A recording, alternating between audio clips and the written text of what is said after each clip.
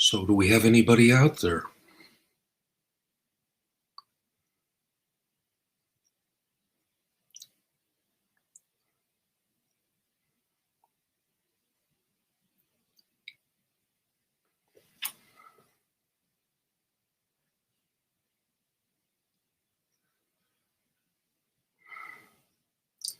Yeah, last time I remember there was a number here that showed attendance.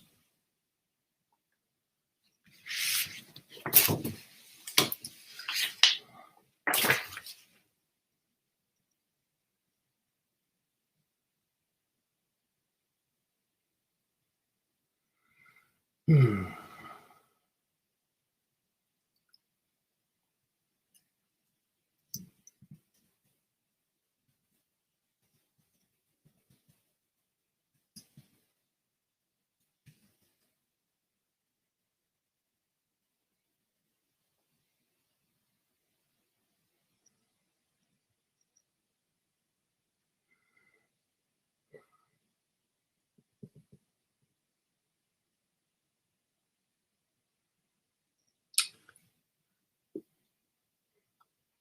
It would be nice if anyone was out there listening, if you just say hi or type something in there. So I know I'm talking to somebody.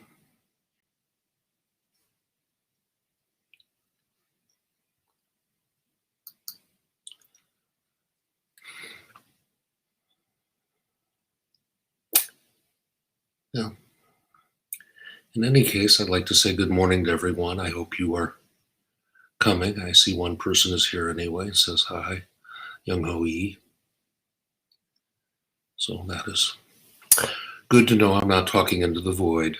It always feels strange when you're doing these things and just talking at a screen.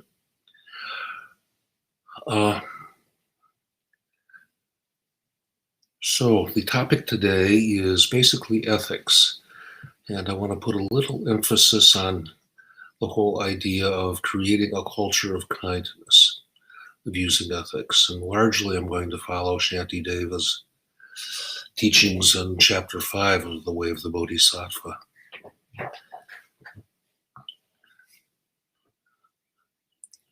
So, oh, Kyla's here. That's nice. Hello, Kyla. So we'll do our usual beginning and begin with the Refuge Prayer. I'll recite it 3 times. And you can follow along if you know it. Obviously, we won't be able to hear you, but just listen and follow it in your heart. I'll do it in English. In the Buddha, the Dharma, and the assembly most excellent, I take refuge until I reach enlightenment, by the merit of generosity and other good deeds. May I achieve enlightenment for the sake of all beings. In the Buddha, the Dharma, and the assembly most excellent, I take refuge until I reach enlightenment. By the merit of generosity and other good deeds, may I achieve enlightenment for the sake of all beings. In the Buddha, the Dharma, the assembly most excellent, I take refuge until I reach enlightenment. By the merit of generosity and other good needs, may I achieve enlightenment for the sake of all beings. And I really prefer to do it in English. I know they usually do it in Tibetan. But actually, in The Way of the Bodhisattva, in the end of this chapter, let's see if I can find the quote. Shantideva writes, "Therefore I shall put this way of life into actual practice. For what can be achieved by merely mouthing syllables? Will a sick man be benefited merely by reading medical texts?" So I think by hearing it in a language we all understand, it can make us feel a little more deeply feel connected to the 3 jewels, the 3 treasures. And mouthing syllables just isn't quite the same. Get all my notes here together. I wanted to talk to ethics again and morality, partly because I've been seeing so much in the papers about what's going on in our world. Violent crime or murders. Violent crime is actually not all that much higher than it ever has. But murders, homicides are, people are killing each other at a kind of an unbelievable rate. And something just seems to be wrong in our world. And I'm not quite sure what to do about it, of how to fix it. But somehow we need to create a culture of kindness. I'm not quite sure how to go about that, how we can actually change culture, except to the extent that we can through our practice, through our own behavior. If you've heard me teach meditation, I almost always say that when I began meditating, people became nicer. And I really felt as though some way I changed the world. And I did change my world anyway, at least the world I live in. Apparently I'm putting out better vibes or something, and people are responding to me more positively. So if we can all work on that, then I think we will be taking a step towards creating a kinder, more compassionate culture where we really care more about each other.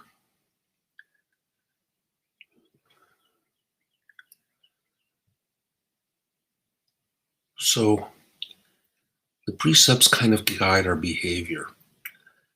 Ultimately we can leave them behind when we become fully enlightened Buddhas.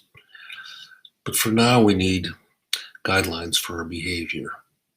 And one way in the Dharma we look at ethics is three ways. One is an ethics of restraint, not harming, not taking that which isn't freely given, not lying, telling the truth,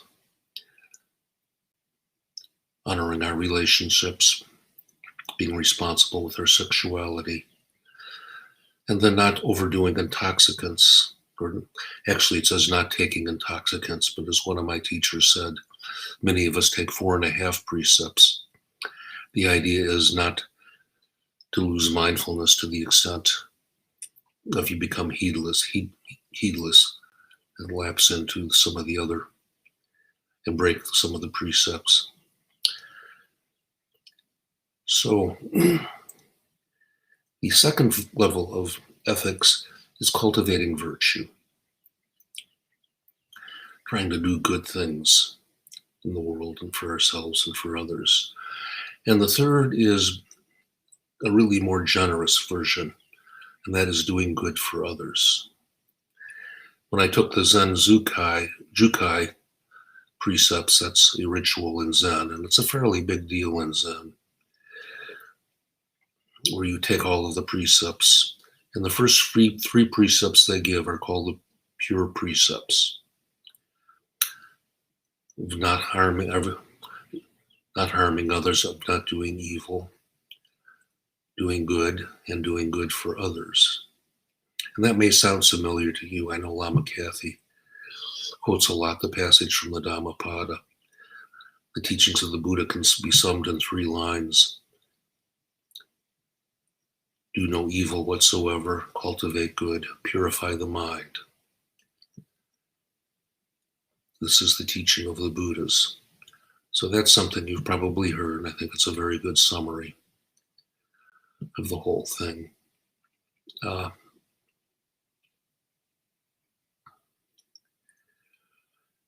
when we add the third one, instead of purify the mind, of doing good for others, in some ways that is the same thing. It's letting go of our self-cherishing, our ego, of really serving humanity, of serving other people, of realizing we are all connected. And as Shantideva says somewhere, just as if you get a thorn in your left hand, your right hand won't say, that's nothing to do with me. It'll just kind of automatically, without even thinking, want to pull it out and treat it.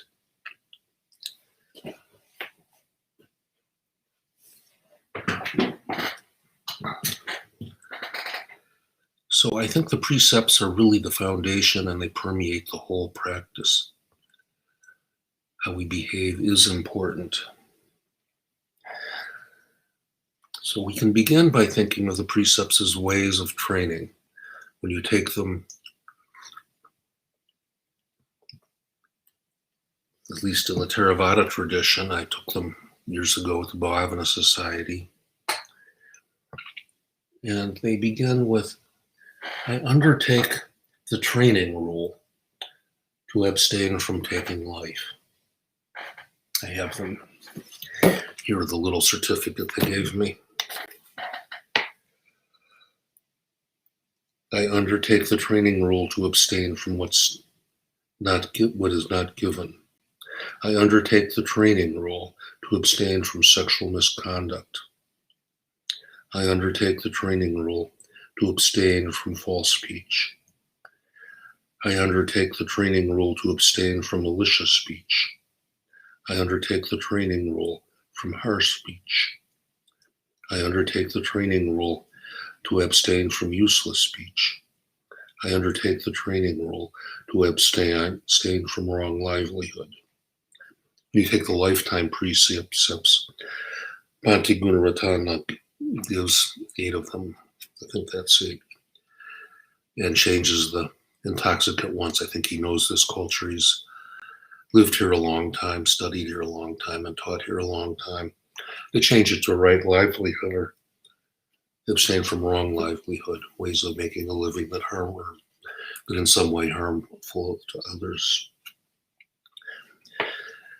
But these are training rules, and these are not do this or don't do that. It's not like some of the ways we speak of ethics, that it's against the rules, so we don't do it. I think that's called deontological ethics, if you like the big words for it, in the philosophies of ethics.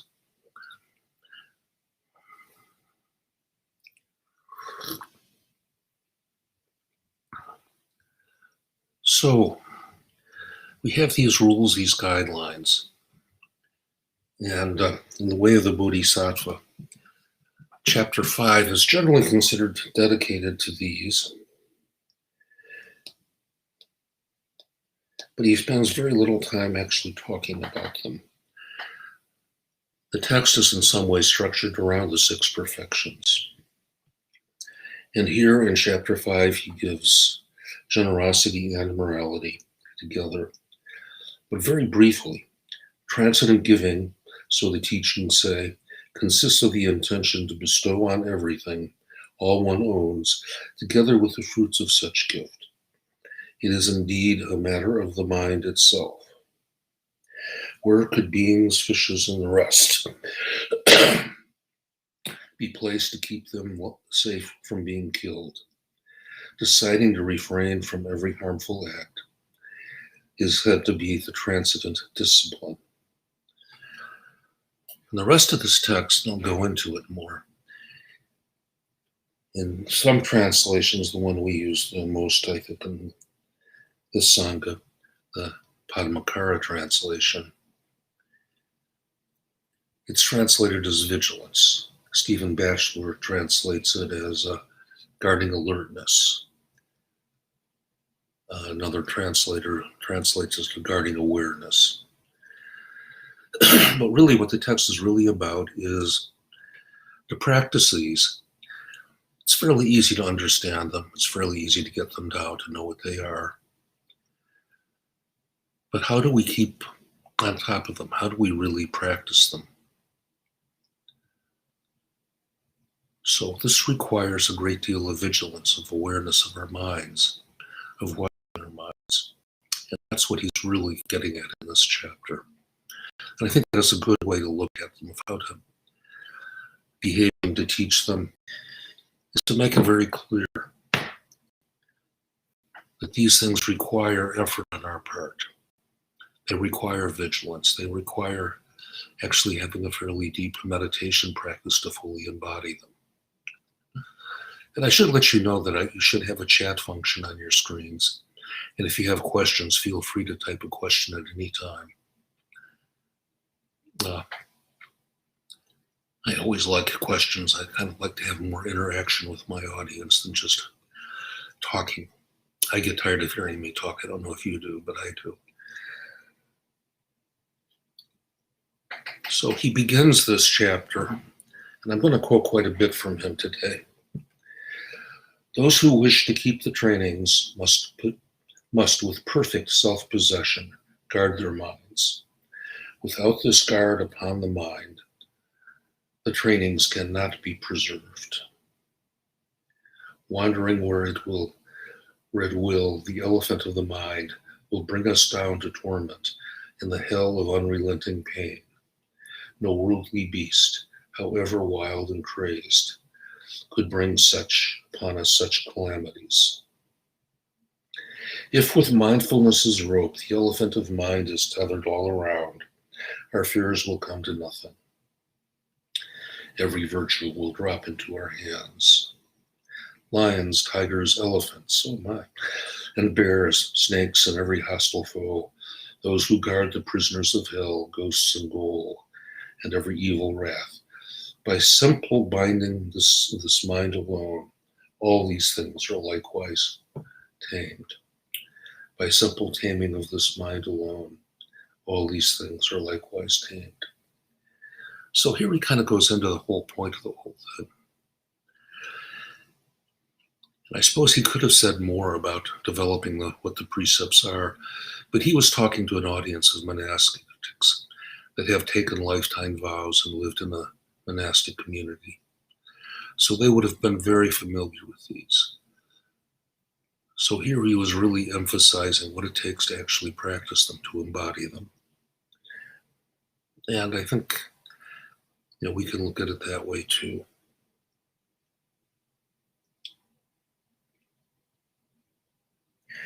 He does talk a little bit here about the torments of the hell realms and just kind of reminding people, and these would have been a group that really did believe in karma.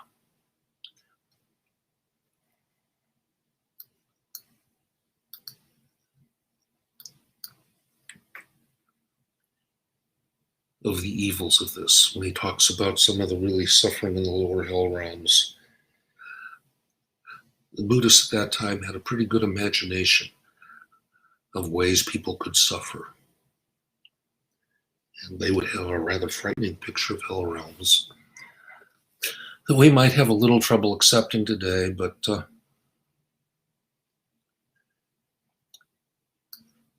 I think they can still use it to kind of keep us in mind.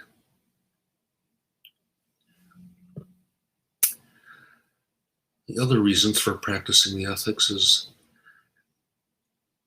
it makes us happier. It makes us feel better. We don't have remorse. One teacher has defined meditation as practices that don't disturb the mind or allow the mind to be disturbed. So I think those are all good ways of looking at it.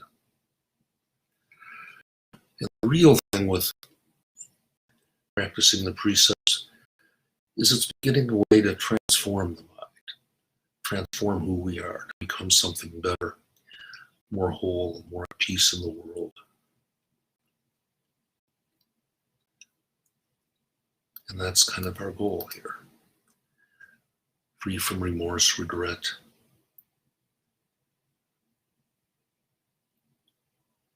The Pali word for these is sila, which also has a cooling, I believe, thing.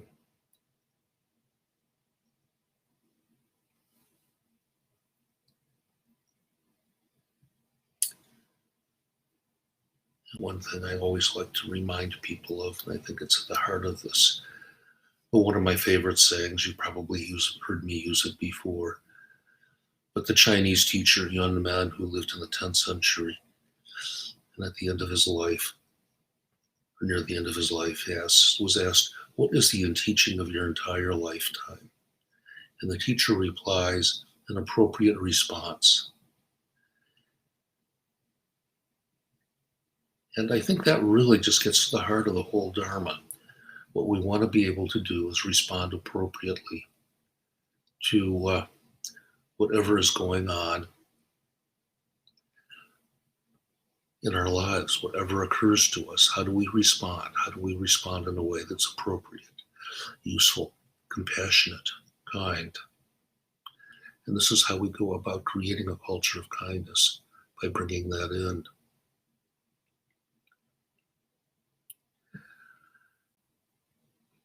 And these practices of meditation, of mindfulness that we bring in, is the need for to have a discerning mind. Sometimes it's called prajna or wisdom.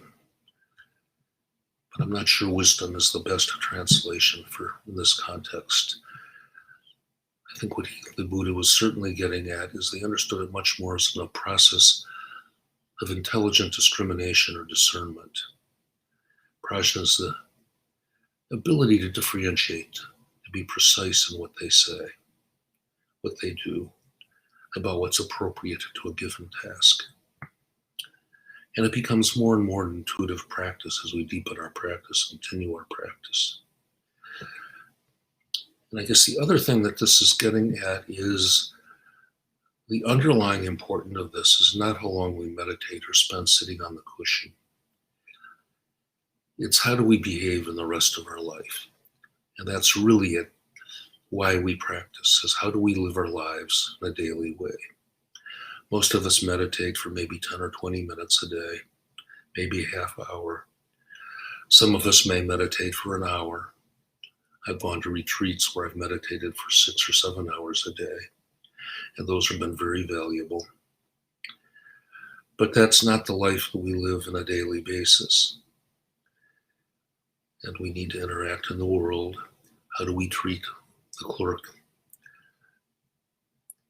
in the store, the waiter or waitress in a restaurant? How do we respond to them? That's all really what we need to be aware of. How do we behave? And to do that, most of us already do a pretty good job. I think most of us try to be pretty good people. But as Suzuki Roshi said to all of his students, you're perfect just as you are, but you could use a little improvement. And I think we can all use that. And that's why I think this kind of practice is important.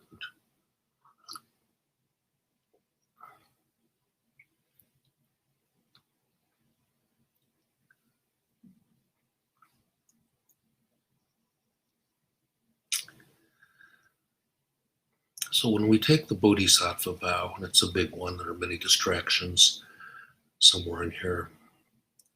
Shantideva talks of the thieves of unawareness that rob you of your goodness. And you have the challenge of letting go of aggressive thoughts arising of thoughts and emotions. And so what we're getting at here is really kind of watching our mind stream. Sometimes we just have thoughts that come to us that we just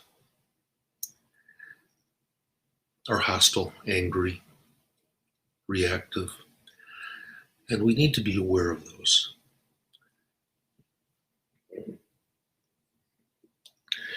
Let's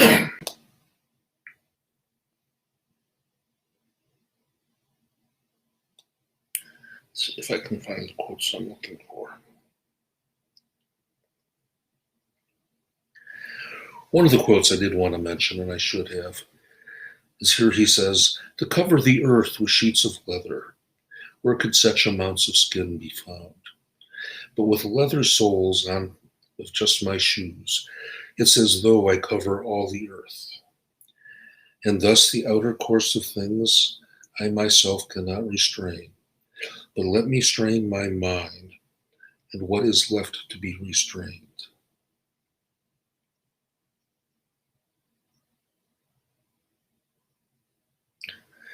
A clear intent can fructify and bring us birth in such as Brahman's realm. The acts of body, speech, are less. They do not generate a like result. So again, he's emphasizing the importance of watching our minds, of being aware of our minds. You might even call it having a meta-awareness, aware of being aware of what's going on in our minds, what we are, the Pali word for that, is sampajana, mindful awareness. Here, I think one of the translations they use is introspection. And I guess that's kind of right, but I really prefer awareness, because I think that just says it a little more clearly. And we get embodied in that, then we will do a little better with it.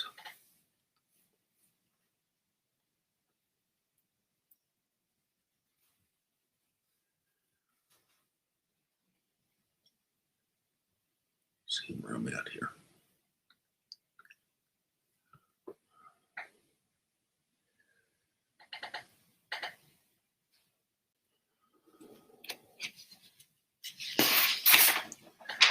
I have too many notes around me.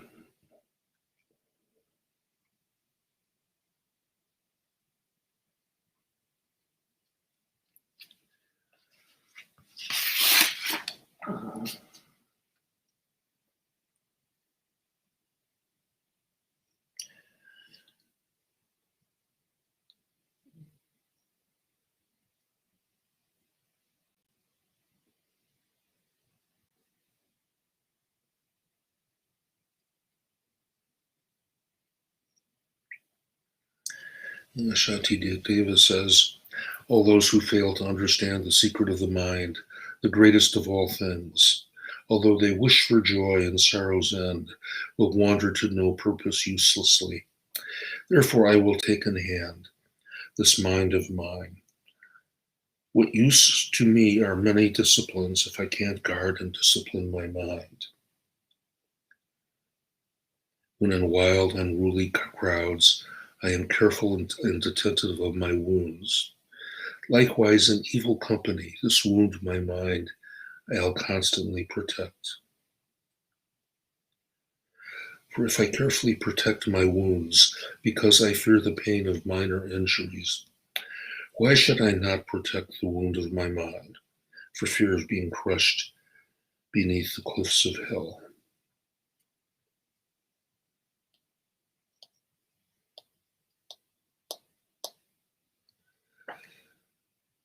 When mindfulness is stationed like a sentinel, a guard upon the threshold of the mind, introspection or awareness will likewise be there, returning when forgotten and dispersed. If at the outset I check my mind and find it is tainted with some fault, I shall be still and self-possessed, unmoving like a piece of wood. So basically, when you see something going on with your mind,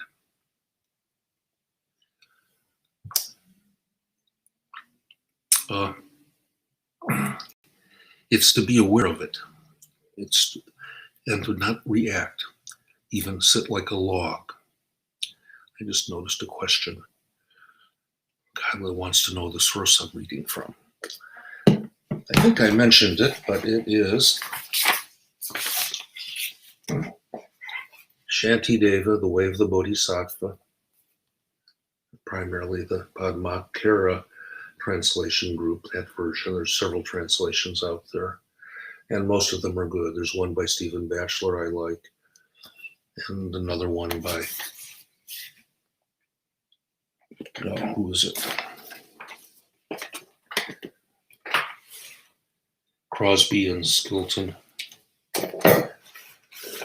This version, it's got a lot of good introductory material.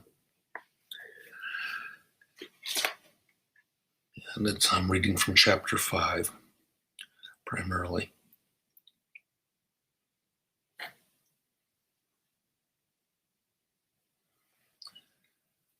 So, yeah, I should have gone into that a little more when I began. And I hope you all know who Shantideva is. He was really an interesting character, a 6th century monk practitioner. And this teaching came about because he really wasn't liked in the monastery where he was. All people saw him doing was just kind of wandering around, not seeming to do anything, not really interacting with others. And I think they even came up with a nickname of him, Busuku, Oh, he's the guy that eats, sleeps, and defecates. And so they thought they'd try to get rid of him. So they decided that all the monks had to give a Dharma talk. And they thought, well, if he has to give a Dharma talk, he will be so intimidated by that he'll just leave. And then to make it a little worse, they built this rather high throne for him to clamber up onto, and they thought that would be very awkward and embarrassing for him. They were really trying to humiliate him. So he comes to give his talk. He comes to this throne, kind of seat they had given him. And he just hops into it like it was nothing, kind of surprising them. And then he asks them, would you like to hear something standard that you've heard before or something original? And they thought, oh, something original would be great fun because this guy's really an idiot. And he wasn't very far into this, and before they really realized that he really had a lot of wisdom and a lot to say, they all became pretty enthralled with his teaching. So enthralled, in fact, that when he went on, all 10 chapters of it, they were all listening. And somewhere in the 9th chapter, I think it was, talking about wisdom, he actually began to levitate and vanished, although they could hear him finish the talk. And later on, they wanted to find his teachings, and somebody actually found him. And he had 2 written works, this being one, hidden away in his little room. So that's the text that has come down to us today, more or less. With anything that old, there's always questions of, what is the correct version? Because there were a couple of variations, and the one most people work for was one that was translated from Sanskrit into Tibetan.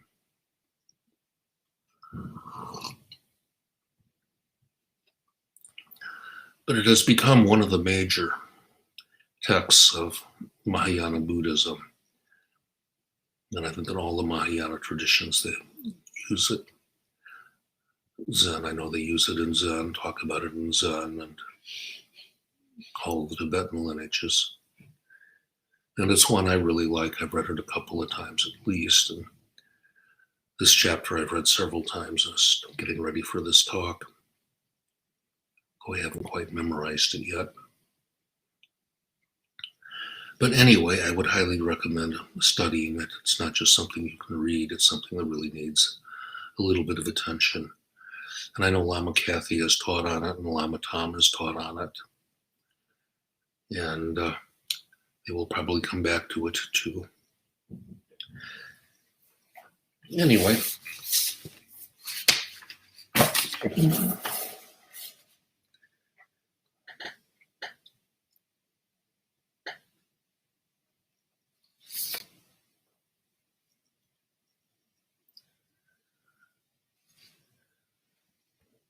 So he goes on with more of this. I'd like to read it all to you, but that would probably get a little too tedious.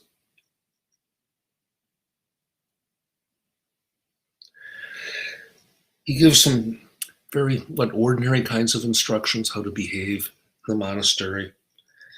And if you go on a Vipassana retreat, and I would highly recommend one of those, but those are, on a different tradition, more American Buddhism, Theravadan. For however long they are, you usually take a vow of silence for the duration of the retreat, not speaking to others, and recommend you not even make eye contact or look around. And here he says, I shall never vacantly allow my gaze to wander all around, but rather with focused mind will always go with eyes cast down. But in the world, that I may relax my gaze sometimes, raise my eyes and look around. And if there are some people standing in my sight, I look at them and greet them with a warm and friendly word.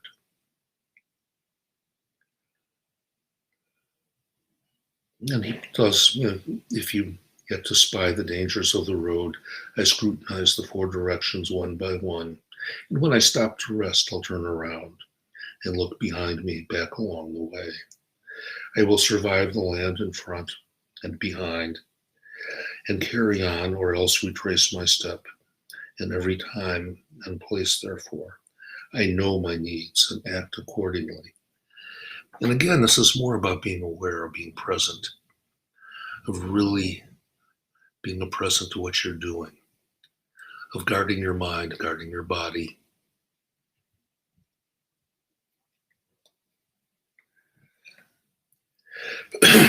Trying never to be distracted, as he says. Those who strive to master concentration should never be for an instant distracted. They should always watch their minds, inquiring, where is now my mind engaged? When this becomes impossible, in case of danger or festivity, I'll act as it seems best, for it is taught the rules of discipline may be relaxed in times of generosity. And I guess that's saying that, it's okay to relax every now and then, to fit in with your culture, with the group, of what's going on. So if there's a party, I guess you can enjoy the party. A festivity. But these are, sort of temporary things. But it would be rude and not generous to not be responsive and sit there in a meditative state or trying to, with other people around, enjoying themselves. So part of this is belonging to a society, belonging in the world. And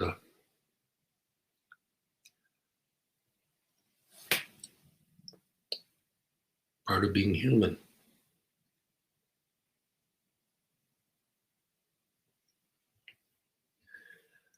Like when thoughts are fixed on a chosen target, that and that alone should be pursued. Believing this way, all tasks are well performed, nothing achieved by doing otherwise. Thus we act the secondary defilement, the lack of introspection will not grow. So, we try to come back to awareness, introspection.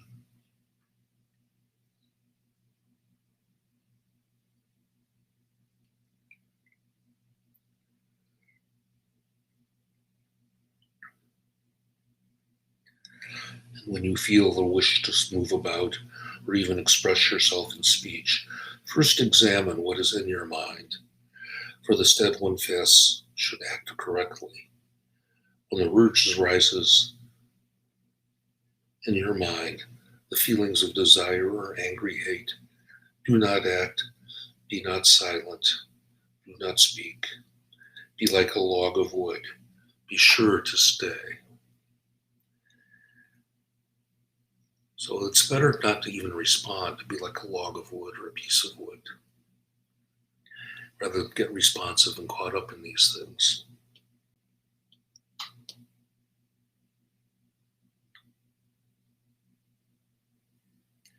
With perfect and unhealing faith, with steadfastness, respect, and courtesy, with conscientiousness and awe, work calmly for the happiness of others. Let us not be downcast by warring wants of childish persons quarreling. Their thoughts are bred from conflict and emotion. Let us understand and treat them lovingly. And this is something important to think about. When other people are behaving in a way that we don't approve of, that they're angry or hostile, keep in mind that they have their own burdens to bear. They have their own karma behind them. They have their own delusions, their own ignorance. And here he calls them childish. But I think we all know people that just don't behave in the way we would like, and not don't behave well, but just we understand that we need to see things from their side, that they have their own story, and they require our compassion, our response. With our former president, I had lots of angry thoughts about him, but I kept thinking, this is not a happy man. This is not a man that seems to have much joy. Not sure what's going on with him. You read the story of his childhood, it was not a good one. So here's a man with a lot of delusion, a lot of bewilderment, and does deserve some compassion. I know it doesn't come easily necessarily to think that way, but I think it's important to work at that, to be aware that other people have their own burdens and respond as best they can. I don't think anyone sets off and thinks that I am going to piss you in particular off today, do something to you. Everybody behaves, trying to find their own way to happiness. Some people just aren't very skillful at it.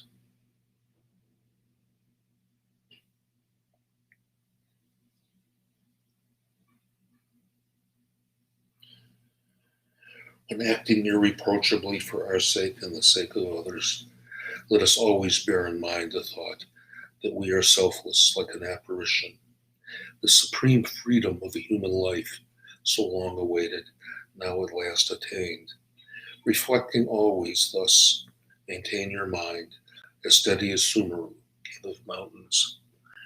Sumeru, Kalish, is a mountain in Tibet that's kind of considered the center of the universe in a way, in their cosmology. And here he's pointing out that one thing we have is this precious human life. As one of our teachings says, so difficult to obtain. This is our chance to attain enlightenment. The opportunity, according to one teaching, of obtaining this human life where we have the Dharma and we have people to teach it to us and can learn it and study it and practice, is so rare that it's like a turtle in the ocean who comes up once 100 years and actually puts his head through a ring, just floating somewhere in there. And to make the matters worse, the way it's usually taught is the turtle's blind. So you have a blind turtle in a large ocean coming up 100 years. How often does his head go through that ring? That's how rare and difficult it is to obtain a human life. So this is our opportunity to practice. This is a reason to practice and to cultivate compassion, bodhicitta.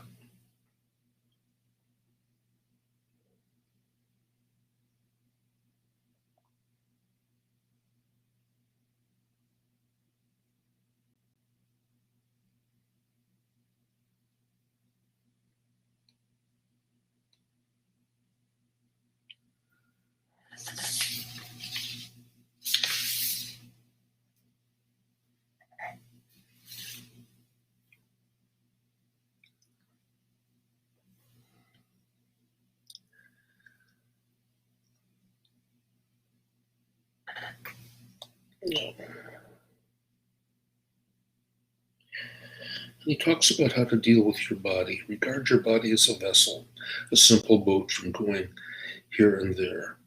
Make it a thing that answers every wish to bring about the benefit of being. So don't get over attached to your body. Here he uses an interesting simile. Herons, cats, and burglars achieve what they attempt by going silently, unobserved. Such is the constant practice of a sage. So again, this is basically good matters, moving, being silent, being quiet as we move about, not disturbing others.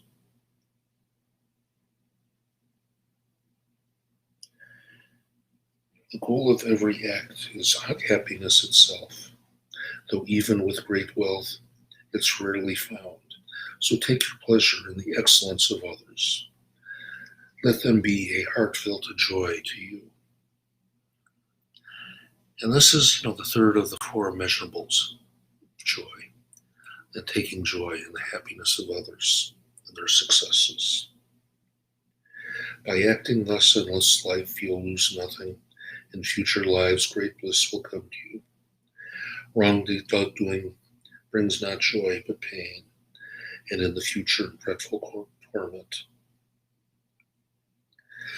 When you look at others, think that it will be through them that you will come to Buddhahood. Look at them with frank and loving hearts. And this is something important to think about. We really can't work this path. We can't become kind and compassionate if we don't have other people to be kind and compassionate to. Generosity doesn't work if you have nobody to give anything to. You can't practice patience if everybody is just wonderfully nice to you. So look upon all these little irritants you run into with some gratitude. These are all opportunities to practice generosity, kindness, and patience. The guy that cuts you off in traffic is there to help you. Makes you a little angry and gives you the chance to really practice being patient. And it's by practicing these things that we develop, I guess, these bodhisattva muscles, as it were.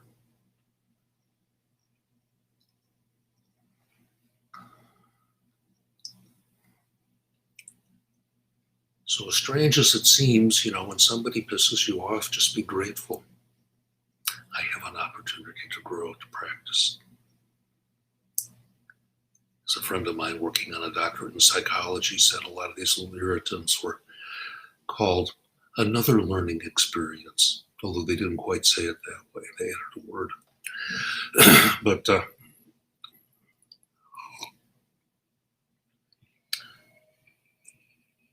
But these are important things to think about.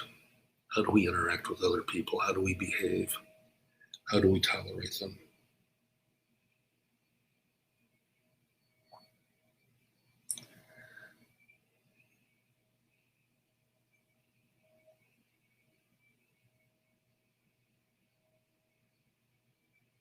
Some of the things he talks about in here are almost a little bit surprising. Eat only what is needful. Share with those who have embraced the discipline. With those who are defenseless or have fallen into evil states, give everything except the 3 robes of religion.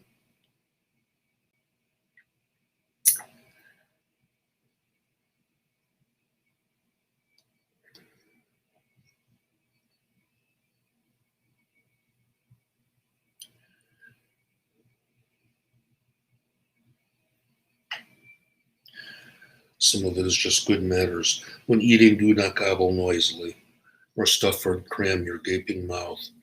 Do not sit with legs outstretched, or coarsely rub your hands together. Do not travel, sit, or stay alone with women of another house.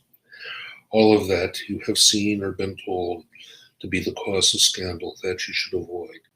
Part of that, of course, he lives in a very different time and in a monastery of celibate monks. So they had all of these rules that were fairly precise and constraining. But some of that is just simply good manners. And even that, I think, has its place of something to think about of how you behave. How are you kind to other people? By watching and eating somewhat mindfully and carefully, following the rules your mother taught you. Somewhere he says not slamming doors, opening or closing doors noisily. Being quiet. The actions of a bodhisattva are unbounded, so the teachings say, of these until the goal is won. Practice the practices that purify your mind. And then he goes on to give some readings. So basically follow your practice. And then on the end, he kind of summarizes everything here. Everything I've been trying to emphasize. Examining again and again the state and actions of your body and your mind. This alone defines in brief the maintenance of watchful awareness. And this is the core of it. Try always to be aware of what you're doing with your mind, what your body is doing, and what you're up to. And if you are having impulses if the kleshas or your emotions are kind of getting to you, just be like a log. Sit like a log. Just be quiet. Don't respond.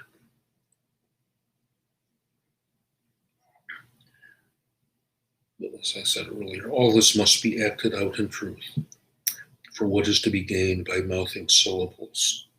What invalid was ever helped by merely reading the doctor's treatises? So, again, I would like to emphasize that this is about practice, about actually working with these things, of staying with these things. And I think that is about all I have to say today. So there's time for questions if anybody wants to have any or responses. I'd love to hear from you.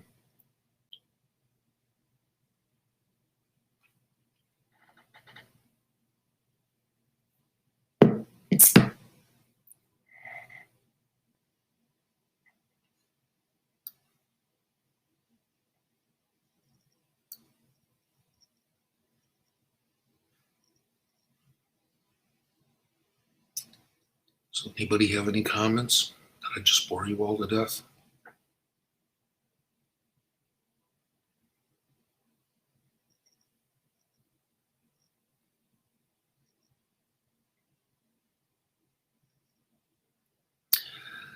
When is a good time in one's development to take the lay precepts?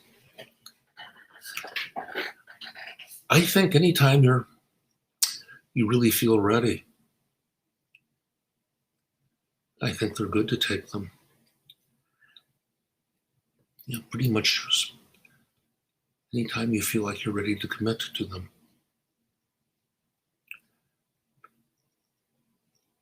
And hopefully we'll take them seriously and really try to embody them. I know I always slip a little bit on some of the precepts that I've taken. But I try to come back to them. I try to embody them in my life. I try to watch my mind. So, and I think that is the key, is watching your mind, be aware of your mind. Somebody called it meta-awareness, of being aware of being aware, of being aware of your thoughts.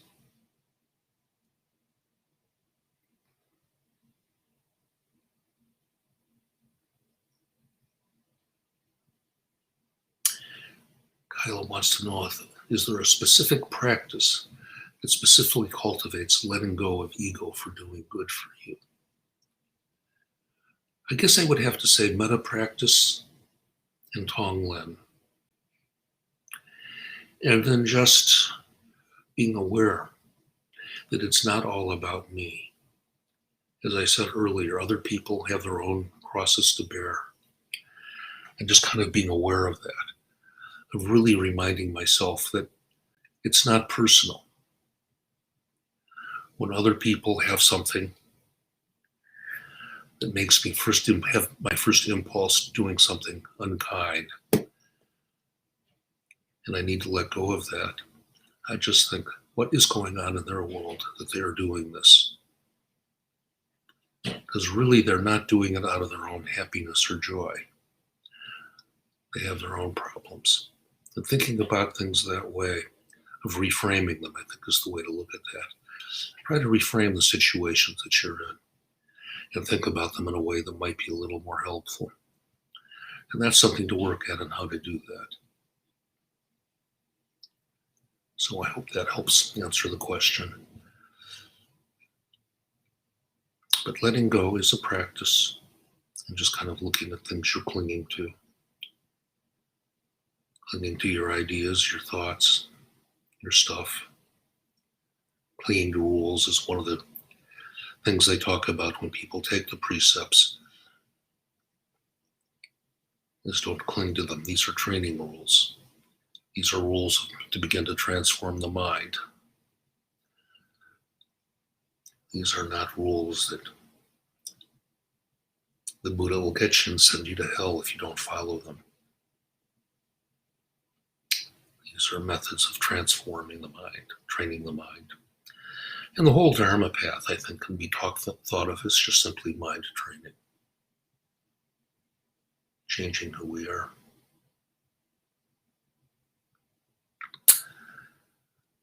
So is there anything else?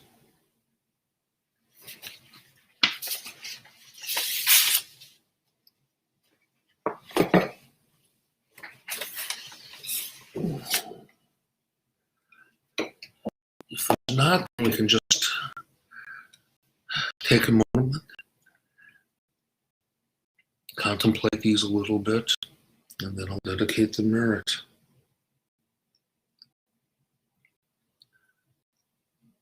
Just to try to make it sink in a little more.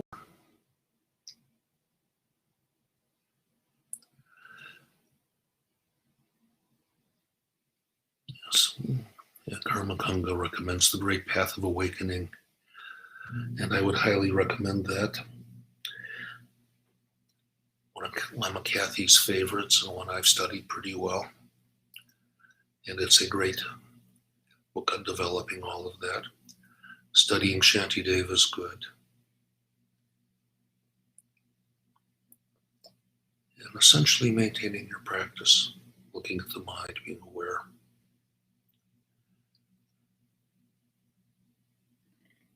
So let us sit for a moment, and then I will begin reading the dedication of merit, with the aspiration that all beings find their way to peace and enlightenment, find a way to make this a kinder world, of creating a culture of kindness. It's kind of what we all want to do. We want to create a world we're safe in, that we feel comfortable in. And I think following the precepts is a good start.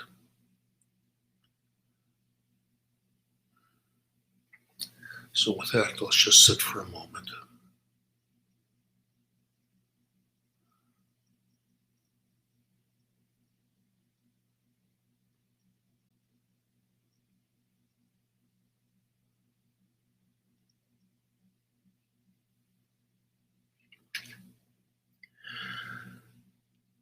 By this merit, may all obtain omniscience.